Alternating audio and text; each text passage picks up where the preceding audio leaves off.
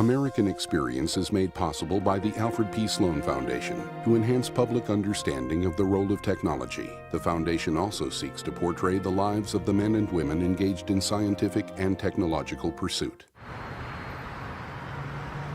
At Liberty Mutual Insurance, we do everything we can to help prevent accidents and make America a safer place. Liberty Mutual is proud to support American Experience. At the Scotts Company, we help make gardens more beautiful, lawns greener, trees taller. If there's a better business to be in, please let us know. American Experience is also made possible by the Corporation for Public Broadcasting and contributions to your PBS station from viewers like you. Thank you.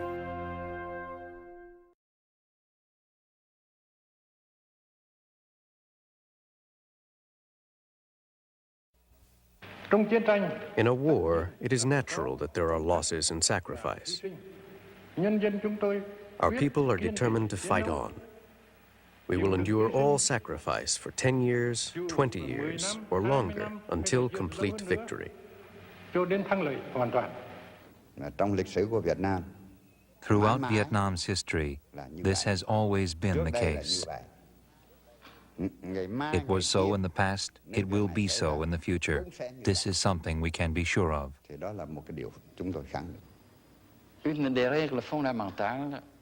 One of the most essential, if not to say the most essential rule in Vietnamese military science. In war, we have to win. Absolutely. Have to win.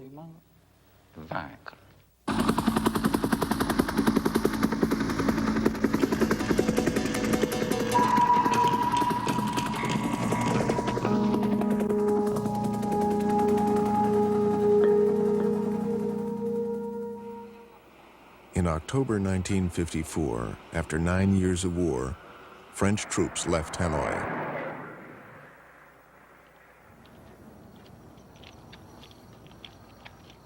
Ho Chi Minh had led the communist-inspired Viet Minh nationalists to victory. A ceasefire agreement signed at Geneva provisionally partitioned Vietnam into two zones. Ho's forces were to regroup in the north and leave their families and unarmed comrades in the south. A nationwide election to reunify Vietnam was to be held in 2 years. Colonial rule was ending. The northern part of the country had been totally liberated. According to the agreement, in only 2 more years, the South, too, would be completely liberated. The people in the South truly believed that there would be national reunification in 2 years. The United States, which had largely financed the French war, promised not to disrupt the Geneva agreements by force. Vice President Nixon flew to Saigon to dramatize America's support of South Vietnam's new leader, Ngo Dinh Diem, who had rigged a referendum and set up a separate South Vietnamese state.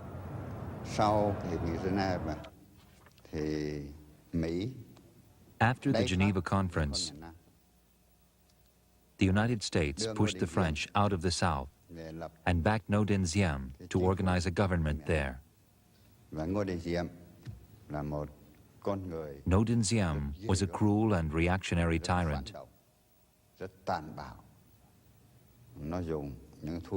He used extremely barbaric methods to repress the revolutionary movement and to stifle demands that the Geneva Agreements be carried out.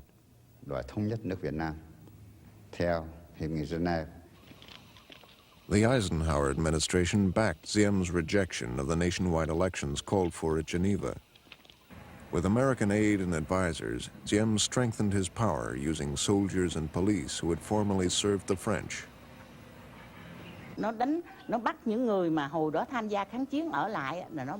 They arrested, imprisoned, and assassinated former participants of the resistance against the French, and they forcibly registered all families whose sons, husbands, and other relatives had regrouped in the north.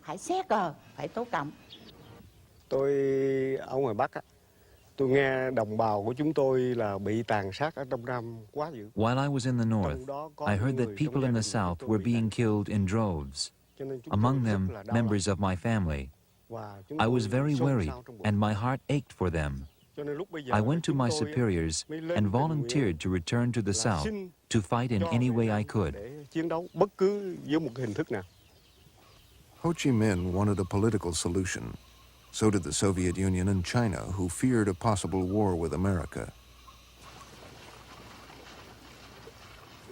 Rural poverty was all too apparent.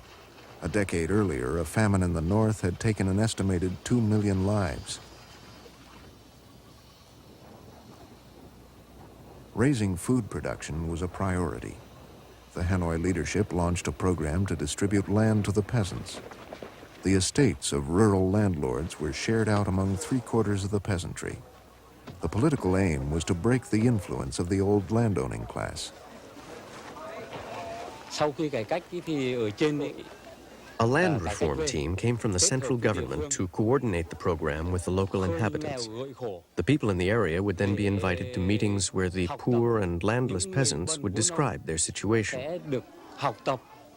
In this way, we found out how the rich exploited the poor and landless peasants.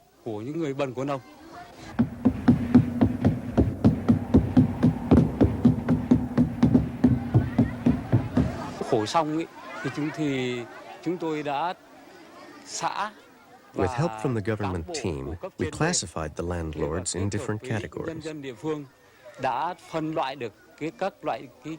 the landlords were brought before a people's court set up in the village. Those found guilty of actual crimes were sent to jail. Following Chinese communist practice, people's courts had to meet fixed quotas of criminal landlords. Thousands of innocent people were arrested, and many, possibly between 3,000 and 15,000, were executed. Alarmed by the turmoil, the leadership curbed the excesses, calling them serious mistakes. North Vietnam's economy, ravaged by war and neglect, was being rebuilt. The Hanoi leadership was coming under increased pressure from Southerners to resume fighting. Finally, in 1959, they decided to back armed struggle in the South. The first battle took place in Ben Tre province. We attacked a company of the regime's self-defense forces and took over a notorious police garrison. In only 3 hours, without any weapons of our own, we succeeded in capturing 30 guns. In 1960, the Communist Party created the National Liberation Front, a coalition of Southern forces opposed to the Diem regime. Diem labeled it the Viet Cong. The front called for Diem's overthrow, an end to foreign interference, and the eventual peaceful reunification of Vietnam. The United States sent more aid and advisors. We continually were amazed at the professionalism, the ability to be good psychologists that these people had. They knew exactly how to deal with the Vietnamese farmer. Now this, the Americans generally never did, and the Vietnamese government might have, but really wasn't that interested. So we found that a whole structure had been superimposed on this province, and it was a Viet Cong structure, a communist Viet Cong structure. They had people at every level, and they were running a shadow government, coincidentally with the government's operation. To isolate them from the Viet Cong, Diem shunted peasants into fortified villages called strategic hamlets. Many peasants had resented the return of the landlords and the loss of land given to them earlier by the Viet Minh. There were some very substantial grievances, which these people had. They had been perhaps moved off their land. They were being taxed unfairly. They were promised things which were never delivered. The Vietnamese military would perhaps molest their women, would steal their chickens, in general be obnoxious.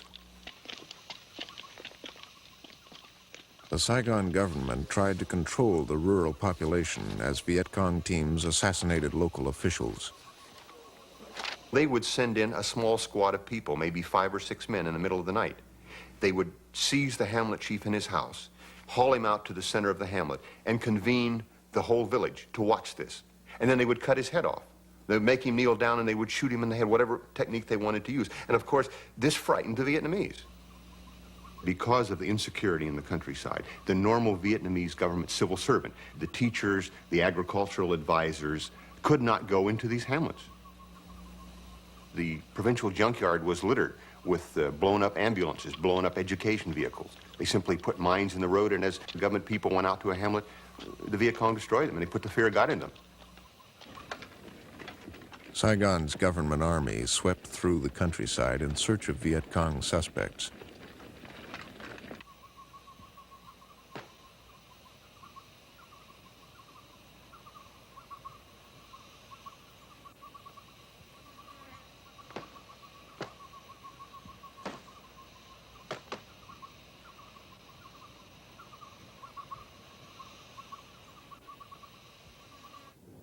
This film, released by the National Liberation Front in 1963, shows government officials torturing suspects by electric shocks and hanging.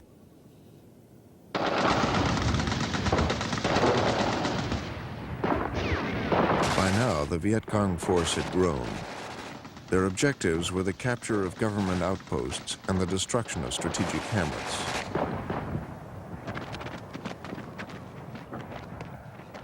Diem's army suffered from poor leadership and internal dissension. In late 1963, the United States encouraged a coup in which Diem's own officers killed him. The Viet Cong at first depended on captured or homemade weapons and arms hidden after the Geneva Agreements. But by early 1964, as the North Vietnamese commitment increased, men and equipment flowed south along an old supply route, the Ho Chi Minh Trail. Former Viet Minh soldiers who had regrouped to the north were returning to fight. They counted on growing support from the southern population.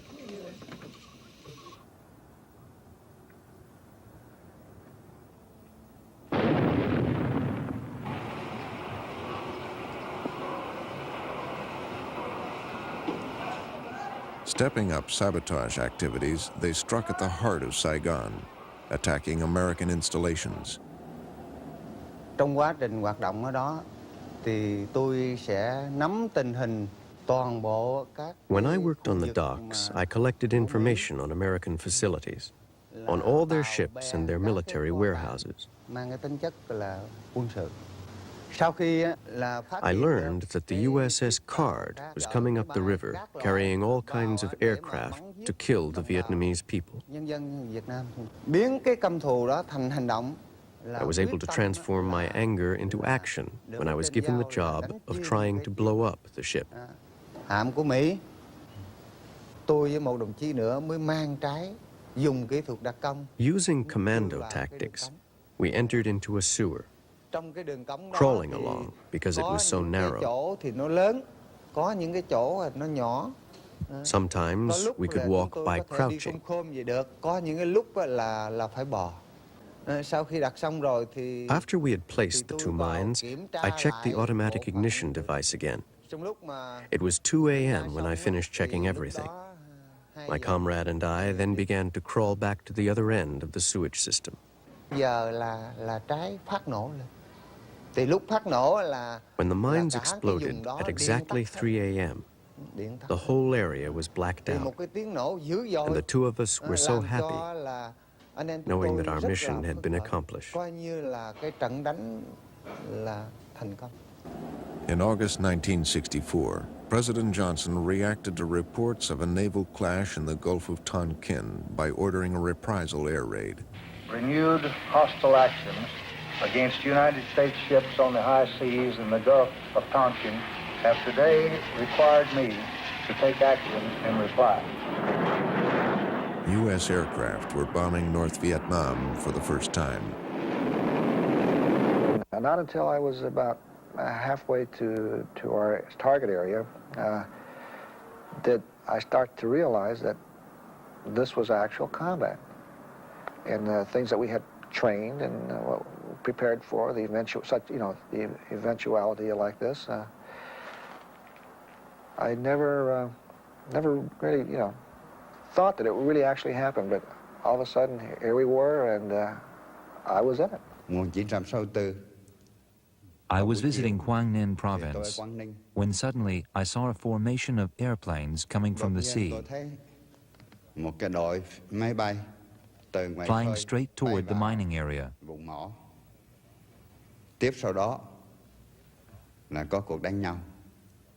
Then, a fight broke out between the American airplanes and the Vietnamese air defenses. I was hit, and the weirdest feeling. My airplane started to fall apart. I was over strange territory, you know, foreign territory, enemy territory. Shortly thereafter, an American airplane was shot down and its pilot captured.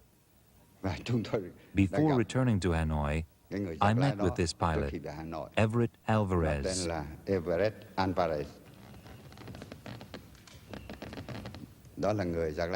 He was the first American pilot taken prisoner in Vietnam.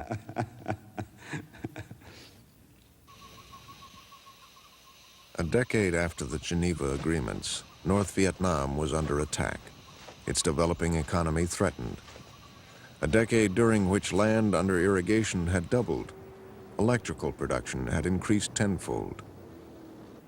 Ho Chi Minh, who had devoted his life to winning independence, declared in 1964, "As long as the country is divided, as long as our compatriots continue to suffer, I can neither sleep well nor eat with any appetite." Ho personified the nationalist struggle, even for Vietnamese who feared communism. He inspired many Southerners to fight. I'll always remember August 1st, 1964, when this village liberated itself. There were no revolutionary guerrillas or regular forces present. Villagers staged a spontaneous uprising. We were delighted. We convened a meeting of 2,000 people and introduced a revolutionary administration. We organized the people to dig trenches and tunnels to defend themselves against enemy artillery. Everyone dug booby traps and laid homemade mines. We knew that the enemy puppet troops would try to get revenge. The Saigon government troops faced traps and other primitive weapons.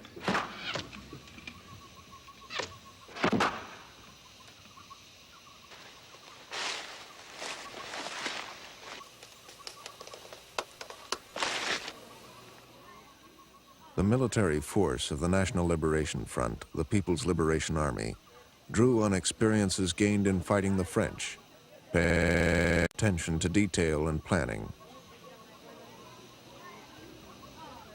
American helicopters had given their enemies superior speed and mobility.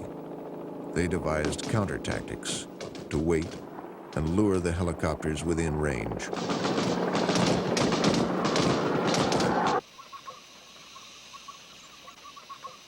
By late 1964, troops were fighting sustained battles against numerically superior and better armed Saigon forces. On December 28th, some 1,500 Viet Cong armed with machine guns and recoilless rifles captured the village of Binh Gia, 40 miles southeast of Saigon.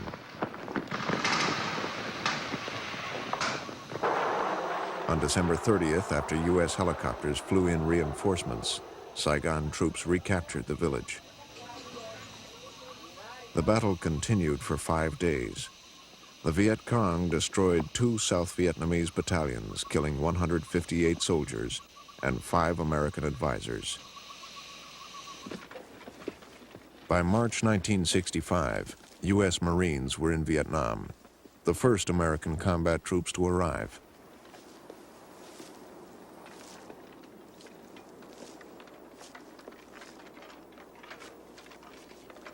They had come as allies of South Vietnam, but to many peasants, they were yet another threatening foreign force.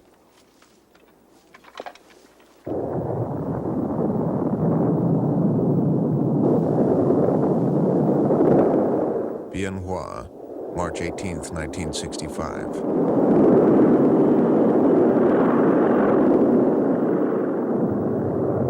United States stepped up its bombing of the South, using more napalm and phosphorus bombs.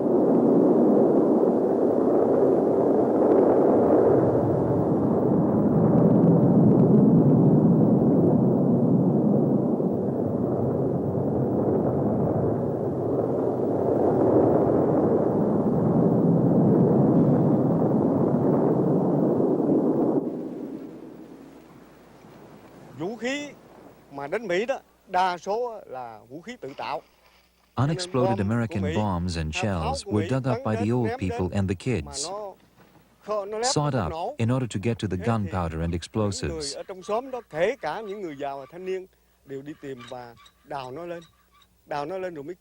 They then produced various kinds of explosive devices themselves. In each hamlet and village, we had a workshop for producing these devices.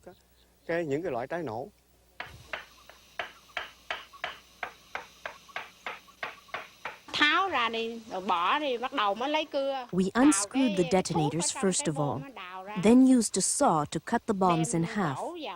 We scraped the powder into 2 large cauldrons bigger than this one here.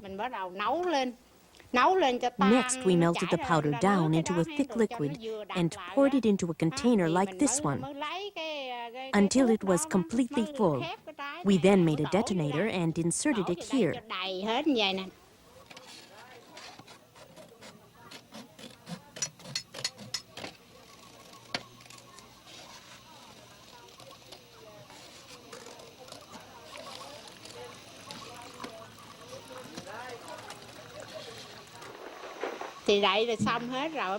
We placed these mines along the routes we knew the tanks were going to take.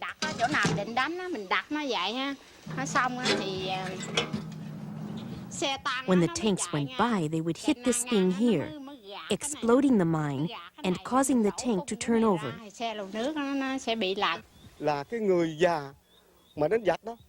We had many old people who took part in the fighting.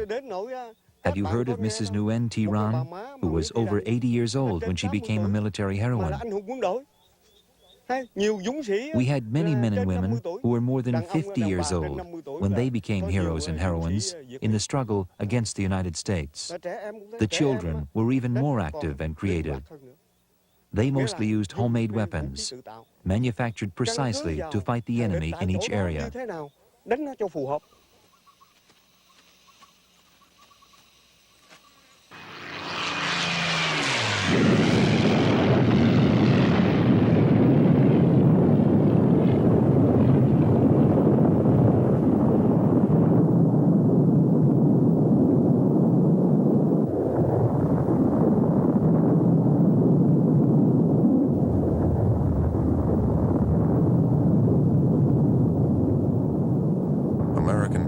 Had been bombing in South Vietnam since 1961. Vinh Binh Province, April 26, 1965.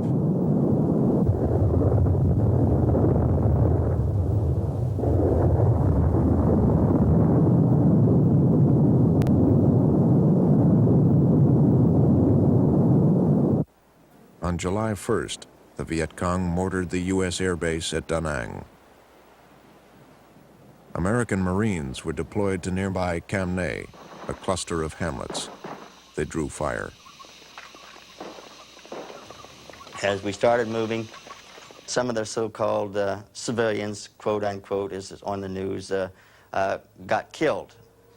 At this time, some of the Marines used cigarette lighters, and the hooches went up, grenades. Some flamethrowers were brought in. And that was one way to quell the fire from the village. I told the squatters to approach it on simply a case-by-case basis and use their own judgment, that we were not getting a heavy volume of fire, that they should be able to pinpoint, at least to some extent, the source of the fire. I don't think that an order had come down to burn the village, but I think it was just something that was carried on through the operation. The Americans shelled the village as they arrived. Then they burned down the houses, destroying everything. 9 members of my family were killed. I escaped, which is why I'm alive today. But my whole family was wiped out.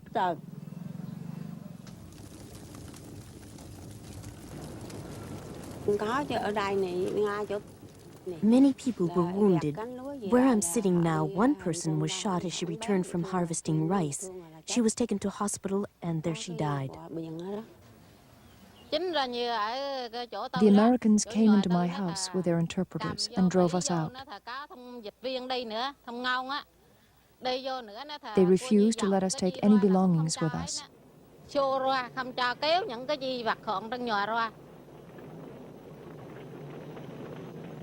An 8-year-old or a 9-year-old can kill you just as quick as a 25 or a 26-year-old man.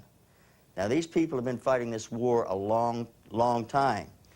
Some of these people were actually fighting wars when they were 9, 10, and 11 years old, where back here in the States, the kids are playing cowboys and Indians. Over there, they'd been playing it for real. We did encounter a problem which was ultimately to become a very difficult situation, in that I'd gotten a report from one of my squads that they had been fired on from behind. It meant either that our search was not sufficiently adequate, or that we were facing some other kind of a problem. And perhaps they'd come from some other area of the village and come in behind us or whatever.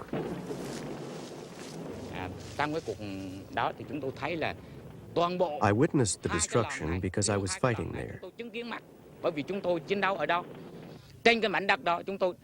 After our clash with the Americans, my comrades and I ran along the communication trenches to our hidden shelters, where the villagers could help us.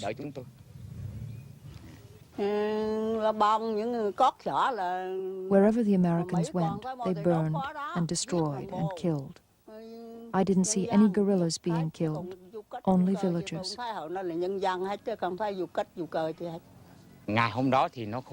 On that day, they couldn't locate any of us guerrilla fighters. Our unit suffered no casualties at all.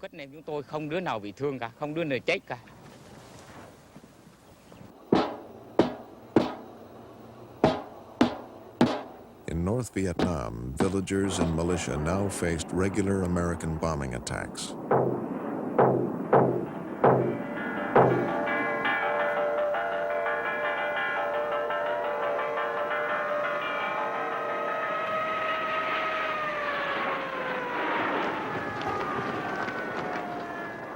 Called Operation Rolling Thunder, the bombing had started in March 1965. The bombing was planned to last a few weeks, a few months at most. It continued for more than 3 years. I was going right up Route 1, north from Thanh Hoa.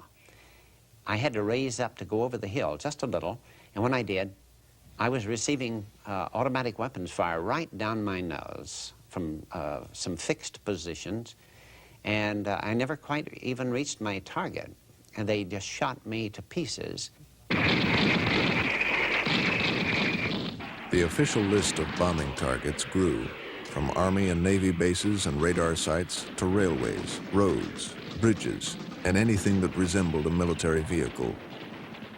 When my head emerged above the rice, in the rice paddy, I looked right down a gun bore. And I didn't have my gun aimed at this guy, so I had to make the decision. Am I going to make a fight? Because this guy was already had a gun right in my head. And I changed my mind. I remember telling the guys I would never be captured, but I changed my mind, and I dropped the gun without uncocking it. I ground it in the mud with my feet, hoping they wouldn't find it. But an old one-eyed villager had seen it, seen me with it, saw me drop it. He came up, and while they were forcing me to kneel and tie my arms very painfully behind me, he searched around until he found it. And then he picked it up, and I remember still the water and the mud dripping from it. And he put the barrel between my eyes, and I watched his finger as almost as though I were fascinated or hypnotized, and I watched his finger curl around the trigger guard, knowing full well he didn't know how finely tuned that trigger was. And that was the only time out of my entire prison career that I ever wondered for even a millisecond if I were coming back alive or not. In South Vietnam, American aircraft met less resistance. Okay, stop there, Simcoff. Okay, they should hit now. Okay, look out to the right now. Okay, right down there. Okay, no problem now. There it goes. Ah, look at it burn. Look at it burn.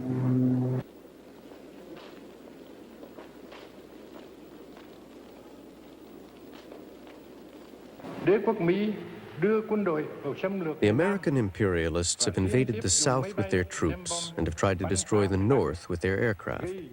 Thus, they have committed untold crimes against the people of both regions. Vietnam is one. The Vietnamese people are one. As compatriots, the people in the North will do everything within their power to support the struggle of the people in the South. As their troops and supplies moved to the battlefield, Hanoi's leaders repeatedly denied that their army was fighting in the South, claiming that the charge was a myth fabricated by the United States. To stop the flow, America stepped up the bombing campaign. North Vietnam responded by moving its factories into the countryside. The civilian economy was suffering, but the country was being mobilized with Ho Chi Minh's slogan, "Nothing is more precious than independence and freedom." Earlier, Ho's communist allies had discouraged his efforts to reunify Vietnam. In 1957, the Soviet Union even proposed that 2 Vietnams be admitted to the United Nations. But with the North under attack, the aid from communist powers was increased. They sent weapons, fuel, rice, agricultural, and industrial equipment. We received help from sister countries, from the USSR, from China, which had a stand different from the one she has now. Not only did we enjoy growing international help and support from other socialist nations,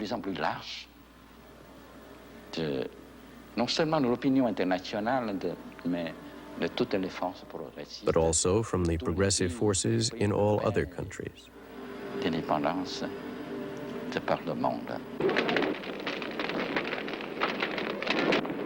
Les 13 et 14 décembre 1966, l'escalade atteignait directement le centre de la capitale nord-vietnamienne.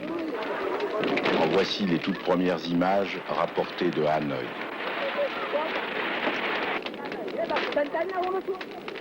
Quatre arrondissements étaient touchés par les bombes. Des quartiers entiers, composés de maisons basses, étaient entièrement soufflés ou détruits par le feu.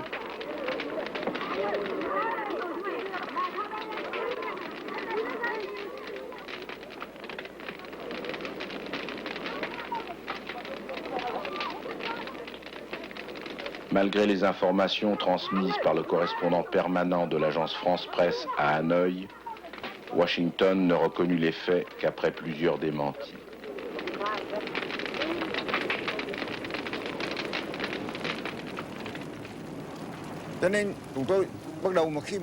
As the bombs were falling, our hearts naturally throbbed with fear.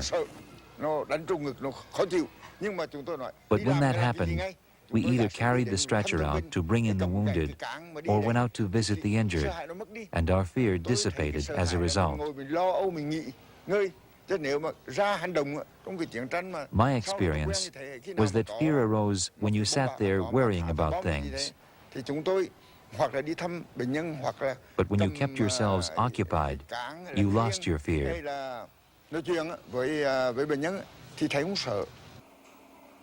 The North Vietnamese propaganda called the American pilots war criminals. One evening of July the 6th, they came around and gave us new pajamas that we wore. And these had numbers stamped, or they had stamped numbers on our pajamas. We were always so hopeful and optimistic that this thing was going to end, and we figured, aha, this is step number 1, and we're going to be going home, guys. So we were sort of feeling good about this. And as we started walking, you know, I thought really we were going to walk right around the park. But no, as we got to the opening of a big street, we could see down, and it was just, I mean, this was the New Year's Eve parade. I mean, there's just thousands of people and in stands and along the streets. And as we started the march, I could hear the cheerleaders with megaphones getting the crowd going. And one of the interrogators we call the Rabbit, he saw me and he turned to the crowd and he was leading them in this cheer. The cheer said, "Alvarez, Alvarez, son of a bitch, son of a bitch." So pretty soon the whole cheering section started, you know, and I had played sports before, but this was a different sport altogether. But as we progressed down, the crowd started to press in. And the guards would come along and the interrogator would say, "Bow to the people, bow to the people." You know, I was sort of just trying to keep my head, not to bow, but just trying to head in that direction. And after a few blocks of this, the crowds became uncontrollable. They started throwing things. And then somebody hit me from behind, and I just about went out. Next thing I know, I was sort of drowsy, and we were led to the infield and sat there, and as they brought us all in, we all made it.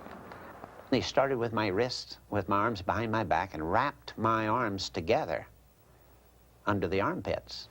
Well, the two arms were together, and they just pulled my shoulders out of joint, you know. There wasn't that, and then they did some similar things to my legs. I tried to endure the pain, knowing that an American military man should be able to endure torture until he died, but never to give nothing to the enemy, and never to give anything to the enemy. And I tried my best, and my best wasn't good enough. And during the night, I heard someone screaming in a distance. And I thought, man, they're torturing another prisoner. And I felt so sorry for him, you know.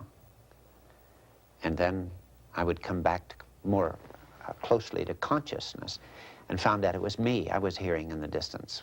I was the one that was doing the screaming. And they tortured me all night. And by daylight, they had reduced me to such a place that I would give them more than name, rank, soul number, date of birth. And they hurt me pretty bad. They pulled my shoulders out of joint, and they did some things to my legs. But I found out that I was not as strong as I thought. I couldn't be tortured to death, that my will would give before my heart stopped beating. That was very disconcerting.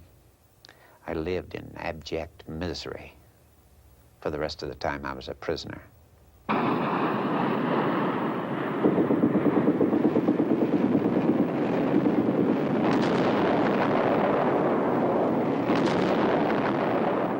The bombing in the South continued without let-up, but it never stopped the flow of supplies and manpower to the Viet Cong bases.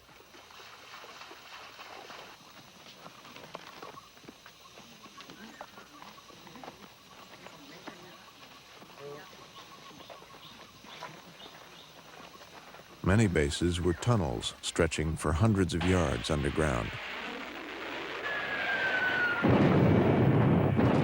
Some, like the major Viet Cong base at Cu Chi, only 20 miles from Saigon, were never destroyed.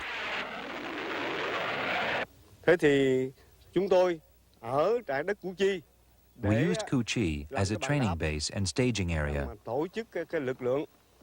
We enlisted recruits in Saigon and trained them here in the tunnels.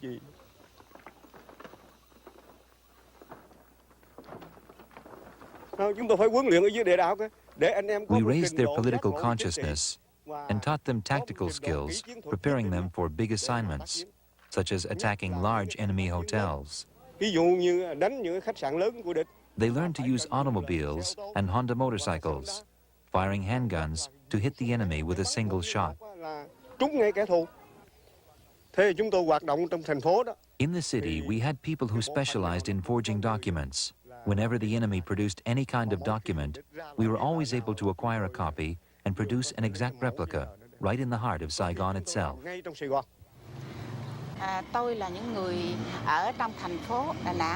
I lived in Da Nang along with other sisters who participated in the revolution.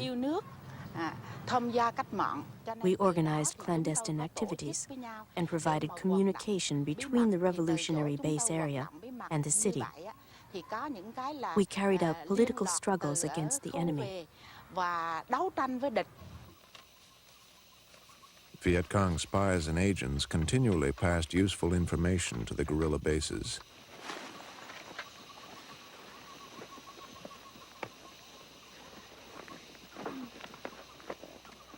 Couriers and saboteurs depended on sympathizers in the local population for their protection.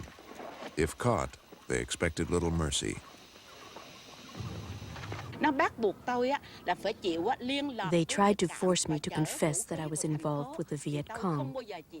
I refused to make such a statement, and so they stuck needles under the tips of my 10 fingernails, saying that if I did not write down what they wanted and admit to being Viet Cong, then they would continue the torture.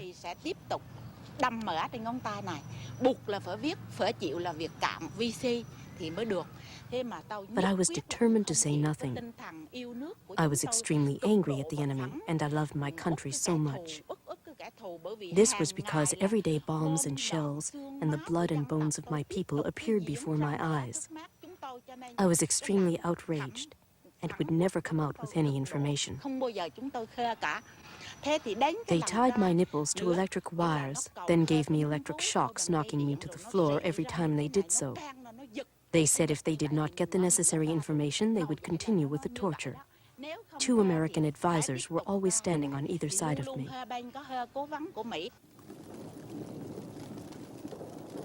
Coastal towns and villages in the southern part of North Vietnam were constantly shelled and bombed by American warships and aircraft. People took refuge in tunnels.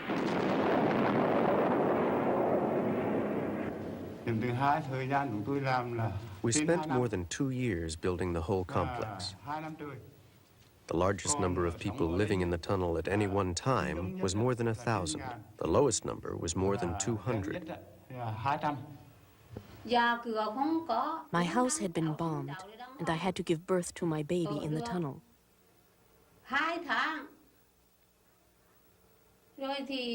We remained underground for 2 months. There was little food to eat or clothes to wear. There was no firewood to cook with, and little water to drink. All day long, I was going in and out of the tunnel trying to get water for my child. They dropped napalm bombs, and I was injured. Napalm bombs saturated the whole village, engulfing it in a gigantic fire. When I was hit, the napalm set my whole body on fire. I lost consciousness. Many people died. Their bodies had been torn to pieces. Some of the pieces hung from the branches of trees, and other pieces were covered with dirt thrown up by the explosion. Some people were so shocked by the terrifying scene that they turned around and went back into the tunnel. But then the tunnel collapsed, and they were buried alive.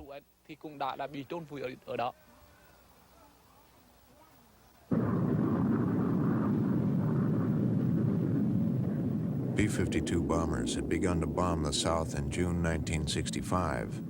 By April 1966, they were bombing the North. L'aviation américaine est une aviation très puissante. The American Air Force is a very powerful Air Force, and naturally it influenced the battlefield. It was a great trump card. The Americans counted on their Air Force to somehow change the course of events. Le cours des événements. Ở đây cần nhắc lại một cái lời nói của tướng, của Chúa LeMay. It must not be forgotten that General Curtis LeMay had said that the United States should bomb Vietnam back into the Stone Age.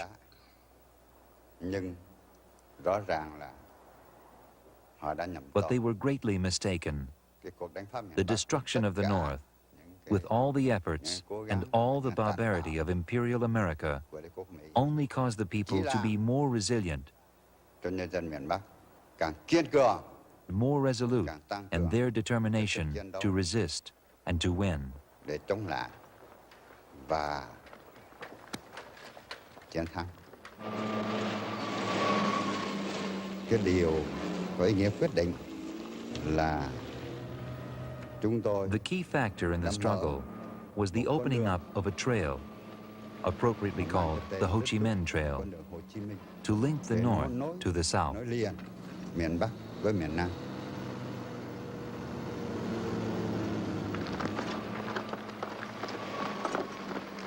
Và tất nhiên là The United States used every means at its disposal to block the trail, but to no avail.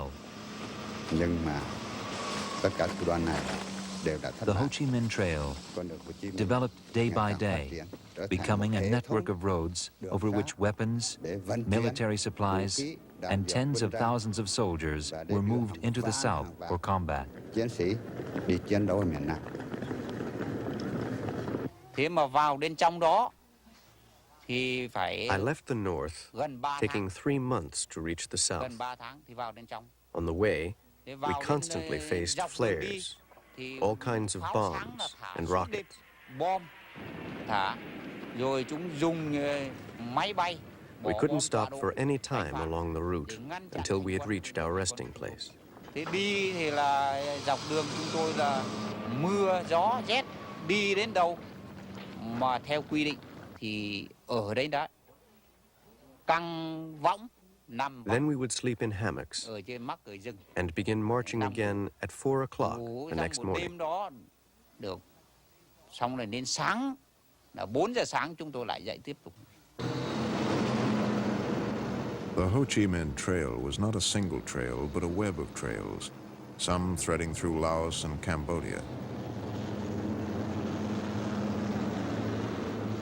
They were kept open by armies of women, many drafted into service for 2 years at a time.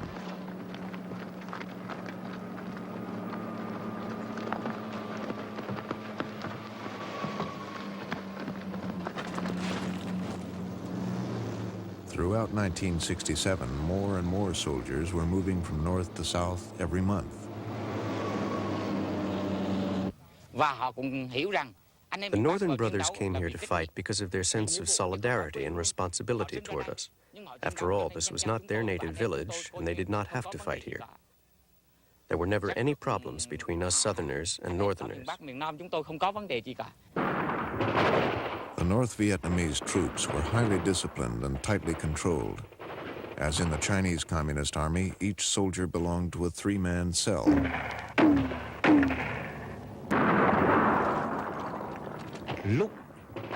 When we encountered difficulties, the three-man cell functioned as one. If one of us was killed, the others suffered terribly. And that made us hate the American imperialists even more. Rất căm thù bọn đế quốc. Tôi đã giết được 3 thằng Mỹ khi mà chúng I tấn killed công 3 American ra trận Điện Hồng. soldiers when the American forces attacked Diem Hung. Bố trí ở đó, tôi bố trí ở đó. Thì Mỹ ra là hai We bên waited xung for phong them nhau. in ambush. Thì chúng tôi dùng lưỡi We lê engaged them in close combat, and I killed them with my bayonet. 3 thằng Mỹ đó. Thế mà sau khi ấy, After this battle, my morale was very high because I had contributed to the liberation of the South. thấy là rất là phấn khởi. We had a slogan, to fight the Americans, you must cling to their belts. If we fought them at a distance, we suffered a lot of casualties. Trong khi tác chiến thì chúng tôi tác chiến với quân Mỹ, tức là đụng độ với Mỹ. Having fought against American troops many times, I came to the conclusion that they had a lot of bombs and shells, that they were very powerful as far as war materials were concerned. Chiến đấu không mạnh. Quân Mỹ chiến đấu không mạnh. Bởi vì nguyên nhân thứ nhất, But they did not fight very well at all. Mỹ là They về mặt moved very cơ slowly động chậm. and really were not that mobile. Cái tác phong cơ động rất chậm.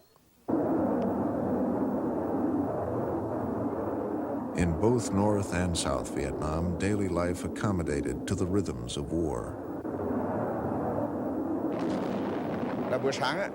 We always knew when they were about to drop their bombs. For example, in the morning, they usually arrived about 10 o'clock, just after breakfast. Then they took a break and went back to their bases for lunch. Then they came back to drop their bombs again at about 3 in the afternoon. Since this was the routine, we tailored our schedule accordingly. We began our surgery about 5 in the morning and took a break at 9 or 10.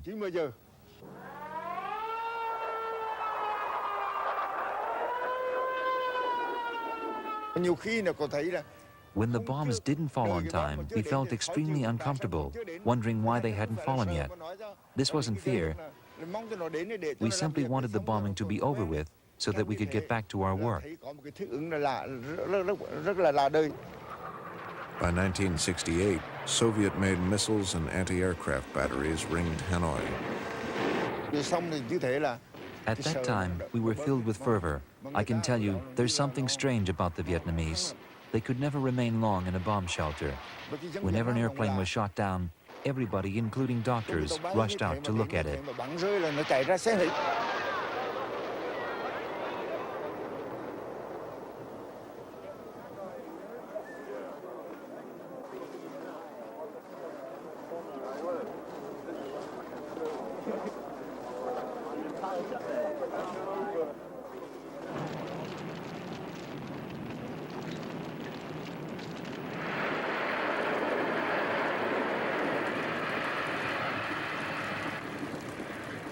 By 1967, nearly every military target in the North had been damaged or destroyed. The bombing had not broken North Vietnamese morale, nor stopped the flow of men and supplies to the south. Operation Rolling Thunder had failed.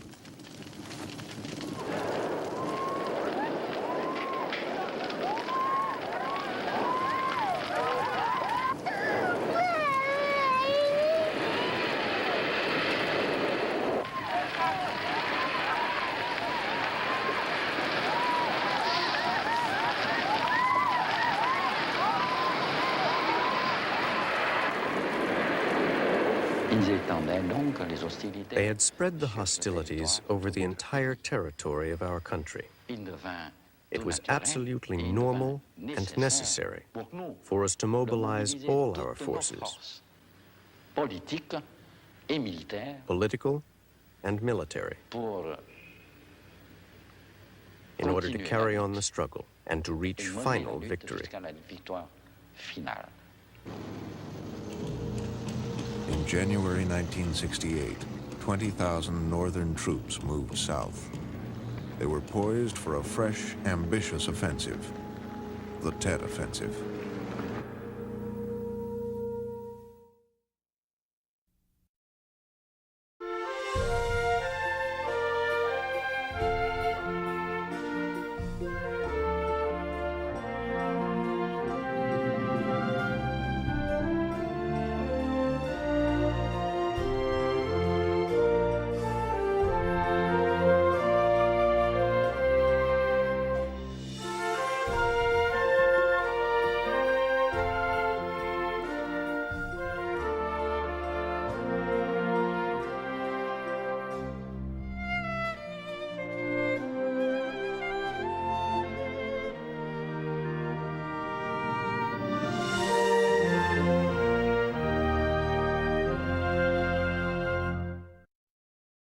American Experience is made possible by the Alfred P. Sloan Foundation to enhance public understanding of the role of technology. The foundation also seeks to portray the lives of the men and women engaged in scientific and technological pursuit. How do you get a weed-free lawn, a healthy garden, a home that's pest-free?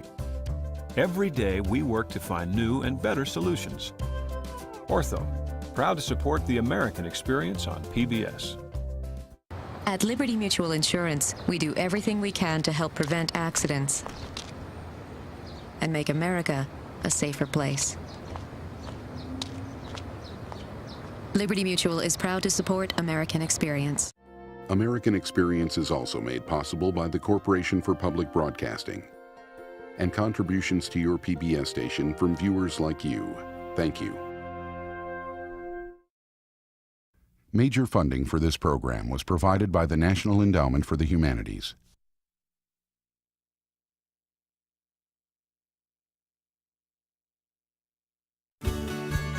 We are PBS.